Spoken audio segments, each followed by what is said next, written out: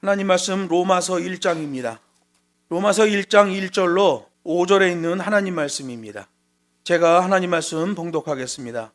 예수 그리스도의 종 바울은 사도로 부르심을 받아 하나님의 복음을 위하여 택정함을 입었으니 이 복음은 하나님이 선지자들로 말미암아 그의 아들에 관하여 성경에 미리 약속하신 것이라. 이 아들로 말하면 육신으로는 다윗의 혈통에서 나셨고 성결의 영으로는 죽은 자 가운데서 부활하여 능력으로 하나님의 아들로 인정되셨으니 곧 우리 주 예수 그리스도시니라. 그로 말미암아 우리가 은혜와 사도의 직분을 받아 그 이름을 위하여 모든 이방인 중에 믿어 순종케 하나니. 아멘. 본문 말씀을 가지고 기독교가 가지고 있는 선명한 부활의 복음이라는 제목으로 하나님 말씀을 증거하겠습니다. 사람들은 자신의 인생길에서 뭔가 좋은 소식, 기쁜 소식을 원하고 그런 소식이 있기를 바라며 살아가요. 그런데 그런 좋은 소식, 기쁜 소식보다는 충격적인 소식, 나쁜 소식, 염려와 불안의 소식들이 더 많이 들려옵니다. 그런 소식들은 모두 땅에 속한 소식이라고 그래요. 충격적이기 때문에 대단한 것 같지만 시간이 지나고 보면 잠깐 동안의 산울림과 같을 뿐이에요. 육신의 소식이죠. 세상적인 소식일 뿐이에요. 유한성을 가진 소식이에요. 부분적인 소식이에요. 그러나 우리 하나님의 복음은 기쁜 소식이라고 성경이 말합니다. 좋은 소식, 기쁜 소식. 하나님으로부터 나온 소식이 기쁜 소식이에요. 어떤 신학자들은 성경을 사람의 문학의 산물로 보는 사람도 있어요. 그래서 제가 예전에 요한계시록을 헬라어 원문으로 해석을 하고 설교를 했더니 장로교 통합 측에 있는 어느 목사님이 그런 얘기를 하더라고요. 그건 묵시 문학인데 그게 실제적인 일이라고 설명을 하면 어떡하냐는 거예요. 어떤 사람들은 성경이 사람의 문학적 소산일 뿐이다라고 말하는 사람도 있어요. 좋은 소식, 기쁜 소식으로서의 성경은 사람으로부터 나온 소식이 아니에요. 세상 정치로부터 복음이 나오지 않습니다. 세상 경제나 사회, 세상의 문화나 세상의 교육으로부터 복음이 나오지 않아요. 하나님으로부터 나와야 그게 복음이에요. 그래서 사도 바울은 복음을 하나님의 복음이라고 말했고 이 복음의 기쁜 소식 자체가 하나님의 아들 예수 그리스도를 말한다 라고 말한 거예요. 복음은 하늘로부터 온 좋은 소식, 기쁜 소식이에요. 하나님의 복음이에요. 인생의 구원 문제를 알려주는 복음이에요. 인생의 영생의 문제를 다룹니다. 그래서 본질적인 소식이에요. 궁극적이고 영원한 소식이라고 오늘 로마서 1장 2절 3절이 말하고 있는 거예요. 예수님의 탄생 자체가 복음이다. 하나님이 사람이 되어 이 세상에 오신 것. 그래서 오늘 본문 1장 3절도 말해요. 이 아들로 말하면 육신으로는 다윗의 혈통에서 나셨다. 예수님이 태어나시기 700년 전에 예언이 됐어요. 다윗의 혈통에서 여자의 몸을 통해 태어나게 될 것이다. 하나님의 아들이신 예수께서 죄인을 구원하시려고 이 세상에 임하신 것이 좋은 소식, 기쁜 소식, 영원한 복음인 거예요. 누가복음 2장에 보면 가브리엘 천사가 예수 수태고지를 합니다. 그때 뭐라고 얘기하냐면 온 백성에게 미칠 큰 기쁨의 좋은 소식이다. 여기서 온 백성은 all nations를 얘기해요. 모든 민족에게 좋은 소식이 될 것이다. 성경에서 말하는 all nations는 종족을 얘기하는 게 아니에요. 언어를 얘기하는 거예요. 모든 언어를 가진 그들에게 예수 탄생의 소식이 전달될 것이다 라고 말한 거죠. 디모데전서 1장 15절에선 사도 바울이 그렇게 얘기해요. 미쁘다 모든 사람이 받을 만한 이 말이요. 이 모든 사람도 all nations예요. 모든 언어권을 얘기하는 거예요. 예수께서 죄인을 구원하시려고 세상에 임하셨다. 예수님 자체가 복음이에요. 그분이 오시니까 그분의 오심도 복음이 되는 거죠. 복음이신 아가페가 움직이시니까 그분의 움직이신 모든 행적에 대한 기록이 복음이 되는 거예요. 그가 말씀하신 것이 복음이 되는 거예요. 예수 부활도 복음이에요. 십자가 사건이 일어나게 되면 그 결과로 속죄 성취가 있을 것이라고 주님이 요한복음 19장에서 말씀하셨어요. 예수께서 많은 사람의 대속물이 되기 위하여 십자가에 실제로 자신의 몸을 희생하셨어요. 예수님은 성금요일 오후에 십자가에서 운명하셨고 돌무덤에 장사 지낸 바 되었어요. 요한복음 19장은 그 사항을 잘 기록하고 있어요. 예수님은 장사된 후 3일 만에 무덤에서 다시 살아나셨어요. 바로 이 사실이 모든 인류에게, 모든 언어권 사람들에게 기쁜 소식이요 복음이 되는 거예요. 예수 부활은 복음이에요. 왜 예수님의 부활이 복음이 되는가? 예수님께서 부활하심으로 그가 하나님의 아들 되심이 다시 확증됐기 때문에 그래요. 로마서 1장 4절이 말합니다. 성결의 영으로는 죽은 자 가운데서 부활하여 능력으로 하나님의 아들로 인정되셨으니 곧 우리 주 예수 그리스도시니라.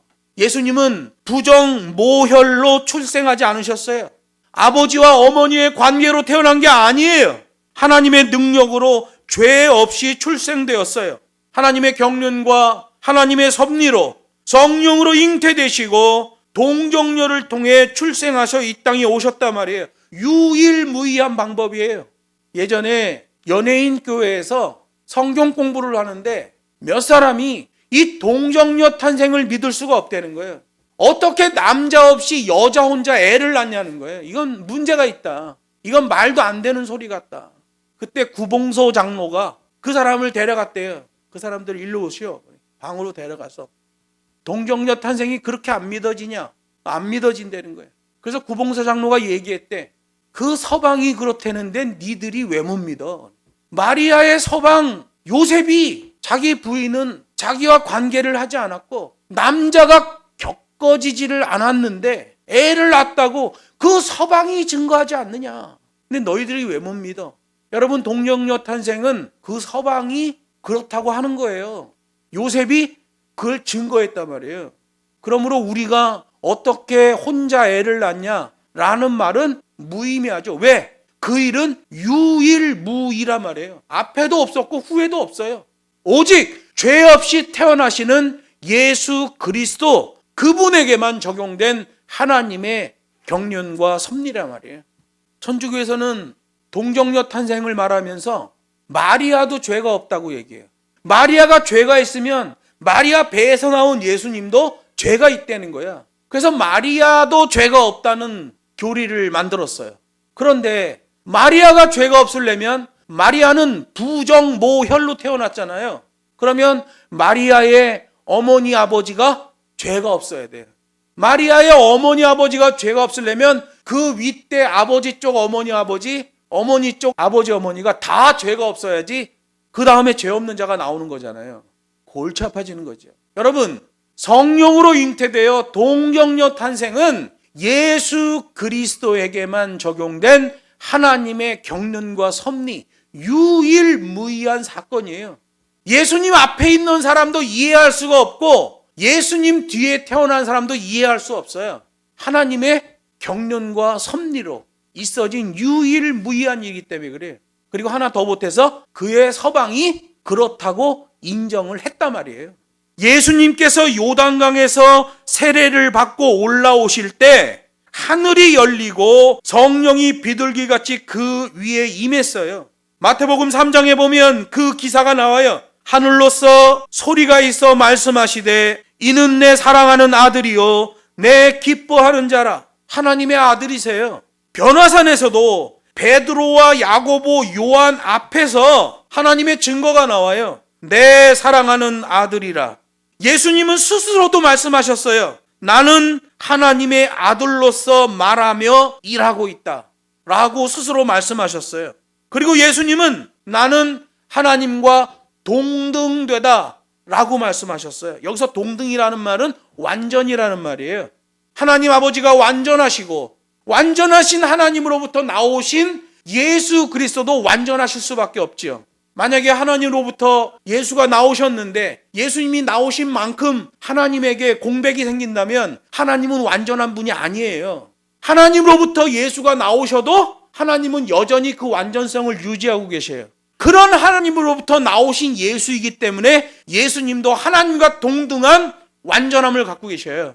그래서 예수님이 말씀하시는 거예요. 나는 하나님의 완전성에 대하여 동등하다라고 말씀하시는 거예요. 성경에 보면 성령은 하나님과 예수로부터 계속해서 나오고 있다고 말해요.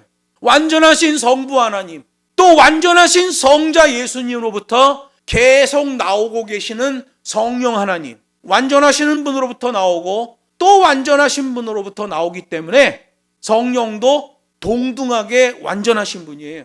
삼위가 하나이신 하나님, 엄격히 말하면 트리니티라는 라틴어, 삼위가 하나이신 하나님은 삼위일체라고 하면 안 돼요. 체가 들어가는 순간 문제가 생깁니다. 트리니티는 셋이 하나이다 라는 뜻이에요. 그 하나라는 의미는 완전하다라는 의미예요. 예수님은 말씀하셨어요. 나는 하나님과 동등하다. 그런데 바로 그것이 유대인들에게 분노를 일으켰던 결정적인 이유가 된 거죠. 유대인들은 여호와 하나님밖에 없었던 거예요. 이 놀라운 그리스도의 비밀을 몰랐던 거죠. 신약시대에 성령께서 오시는 것도 몰랐어요. 구약시대의 백성들은 그 수준에서 살아가는 거예요. 예를 들어서 이 칠판에다가 새를 한 마리 그렸어요. 2차원이잖아요. 면이에요. 새가 그려져 있어요. 새가 날아갔어. 그러면 면 수준에 있는 사람은 새가 없어졌다고 인식하는 거예요. 3차원에 있는 사람은 이야, 새가 날아가는구나. 그 새에 초점을 맞추고 실물이 된 새를 볼 수 있단 말이에요. 2차원에 있는 사람은 새가 날아간다고 하면 거짓말로 여겨요. 말도 안 되는 소리 하지 말라. 새가 없어졌다라고 생각해요. 3차원은 새가 날아가고 있죠. 유대인들은 2차원적 수준의 복음을 갖고 있었어요. 예수 그리스도께서 오셔서 입체적인 복음을 말씀하셨어요. 움직이는 복음이에요. 그런데 유대주의자들은 하나님과 동등하신 예수님을 죽이려고 하고 분노했죠. 예수님께서 십자가에 달려 돌아가실 때에도 나의 죽음이 곧 하나님의 아들됨이라는 것을 증거하셨어요. 예수님의 부활이 그래서 복음인 거예요. 예수님이 돌아가실 때는 어땠습니까? 정오 12시부터 오후 3시까지 태양이 빛을 잃어 온 세상이 어둠에 잠겼다 라고 성경이 기록하고 있어요. 예루살렘 성전의 성소 휘장이 위로부터 아래로 찢겨졌어요. 이스라엘 성전의 그 휘장을 아는 사람은 알 거예요. 성경에 게시된 그 휘장을 보면 두께만 7cm예요. 저 높은 데서 밑에까지 완전히 다 가리고 있는 거죠. 그걸 제사장들이 들치고 들어가는 거예요. 그런 천이 2개가 있었어요. 마당에서 성소로 들어갈 때, 또 성소에서 지성소로 들어갈 때, 이 2개가 있었어요. 여러분, 실로 따서 7cm 두께로 만든 천을 밑에서부터 쫙 찢으려면 양쪽에 말 4마리를 걸어야 됩니다. 그래서 8마력을 집어넣어야 돼요. 8마력의 힘을 집어넣어야 그 천이 찢어질 수 있어요. 그런데 성경에 보면 위에서 밑으로 찢어졌다고 그래. 사람이 찢은 게 아니죠. 하나님이 찢으신 거예요. 성소로 들어가는 휘장뿐만 아니라 지성소로 들어가는 휘장도 같이 찢어진 거예요. 당시의 제사장들의 그 헛된 권위를 다 무너뜨려 버렸죠. 그 휘장은 제사장들의 권위를 얘기합니다. 성소는 정해진 제사장만 들어가요. 지성소는 대제사장만 들어가요. 이제는 하나님이 그 성소를 막고 있던 천을 찢어버렸다는 거예요. 그때 땅이 진동하고 바위가 터지고 자던 성도들의 무덤이 열리는 역사가 일어났다. 예전에 이 설교했더니 어느 권사님이 무서워요 그래. 그래서 왜요? 그랬더니 생각해보세요. 이렇게 무덤이 쪽 갈라졌대잖아요. 여러분, 유대인들은 그렇게 땅에다 매장하는 게 아니라 돌에다 구멍을 파고 사람을 그 안에다 넣고 눕혀놔요. 그리고 오래오래 돼서 썩으면 그 무덤 굴 안에 그 구덩이가 있어. 거기다 뼈를 넣고 이렇게 차곡차곡 밑에서부터 이렇게 쌓아 올라오는 문화예요. 그래서 유대인들은 하나님이 그들을 부활시키실 때, 다시 살리실 때 무덤 문을 연다라고 말하는 거예요. 그런데 예수님이 십자가에서 운명하실 때 많은 무덤의 문들이 그렇게 움직였다는 거예요. 돌이 움직여버렸다는 거죠. 예수님의 십자가형을 집행하던 로마 백부장은 그 광경을 보고 두려움의 고백으로 소리를 지르고 말았어요. 마태복음 27장 54절에 보면 심히 두려워하여 가로되 이는 진실로 하나님의 아들이었도다 이렇게 말해요. 이 로마 백부장은 예수님을 믿는 자가 아니었어요. 그런데 십자가에 달려 돌아가시는 예수님을 보고는 이 사람은 진짜 하나님의 아들이었다 라고 고백한 거죠. 여러분, 근데 이 로마 백부장이 원래 이 집행관이 아니에요. 사형을 집행하려면 부총독이 하는 거예요. 총독은 사형에 대한 언도를 내리고 그 사형자에 대한 사형문을 로마에 있는 가이사에게 보내야 됩니다.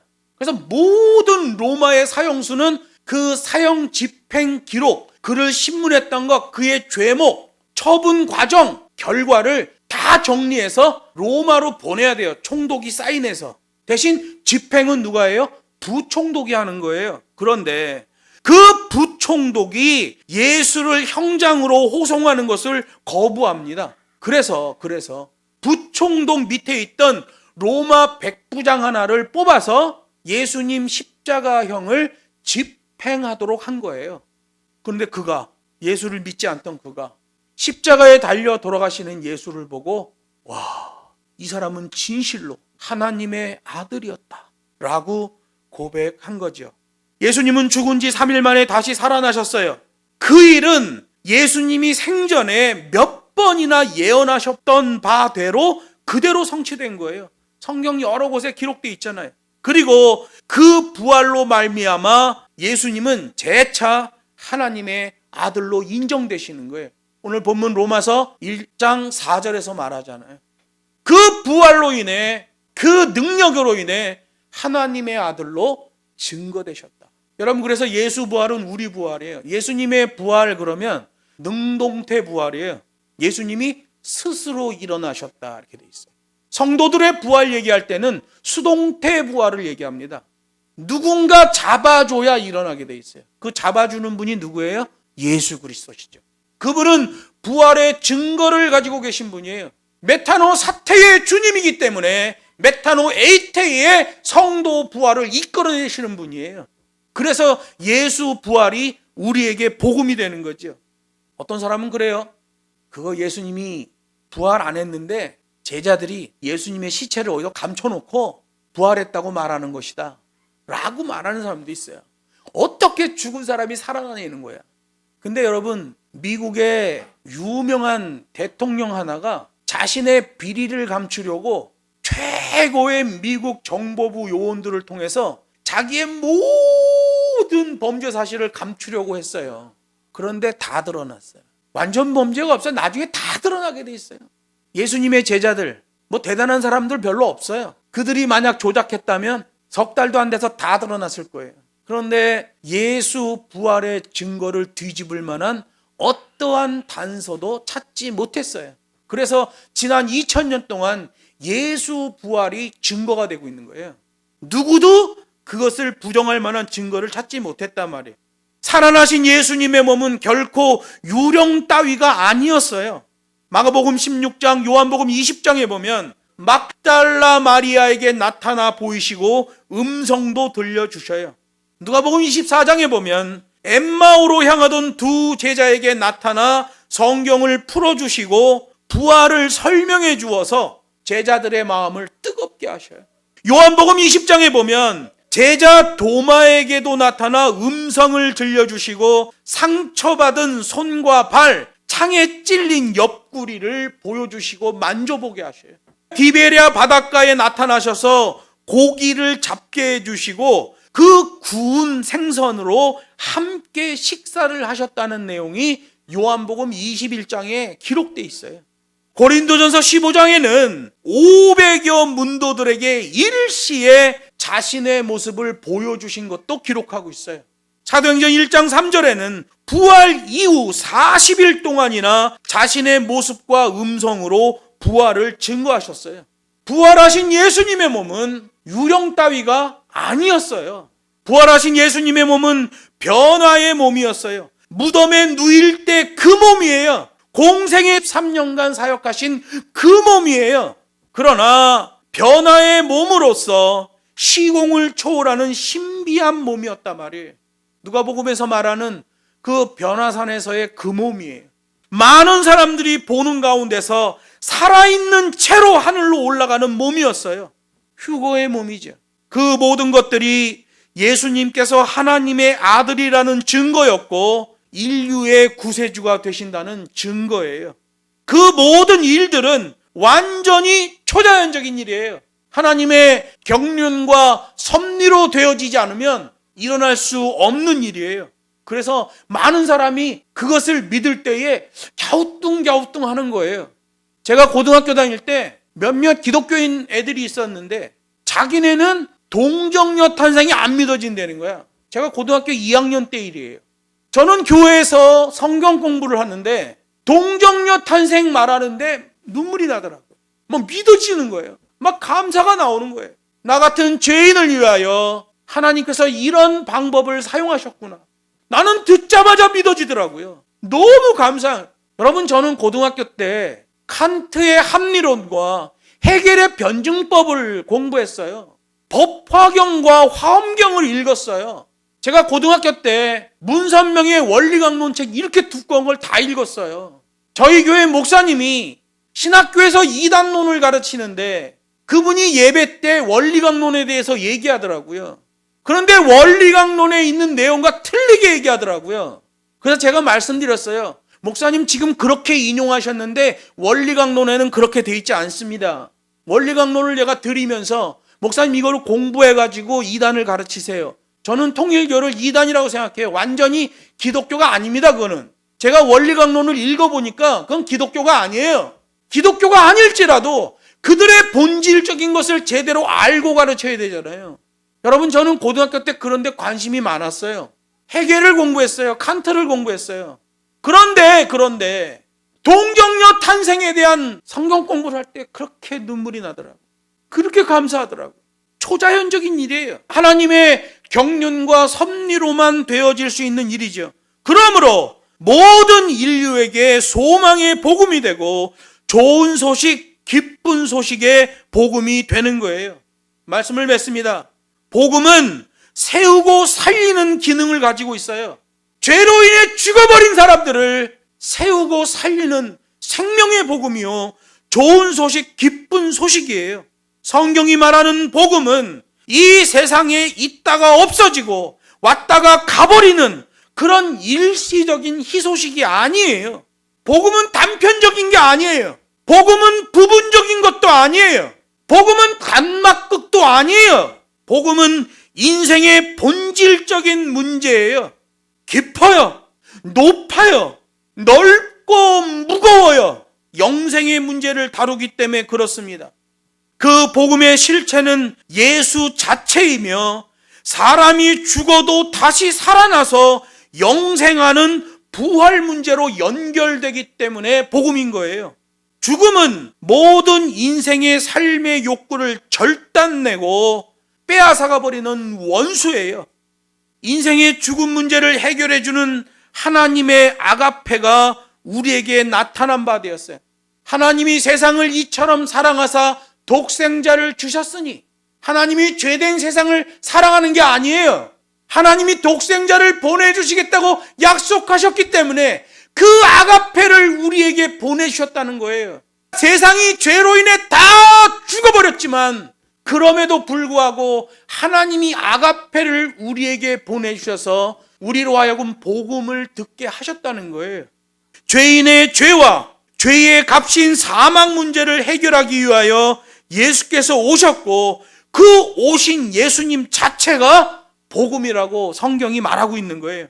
뿐만 아니라 우리의 죄의 값인 사망을 대신하여 십자가에 돌아가시고 무덤에서 살아나심으로 우리의 부활까지도 확증해 주셨어요. 메타노 사태의 부활을 하신 예수께서 성도들에게 수동태 부활, 메타노 에이테를 주시는 거예요. 이것이 우리에게 복음이에요.